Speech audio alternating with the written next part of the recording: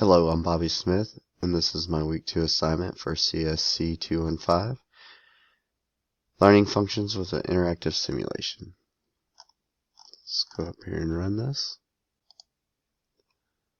I'll be sending you my file to look at.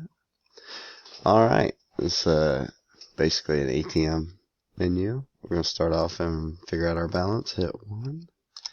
Okay, our balance is 900. Let's go ahead and do a deposit. Let's deposit 300.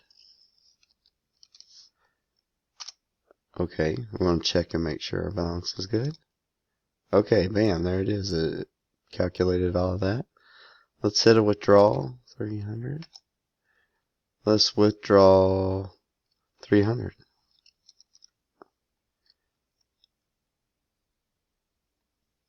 Let's draw 400. Change the number set.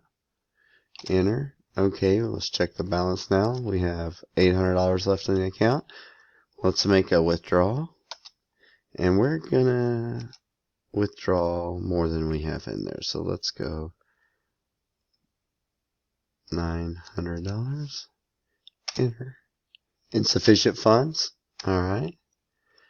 Go back to look at our balance, and we are going to exit. Alright, thank you.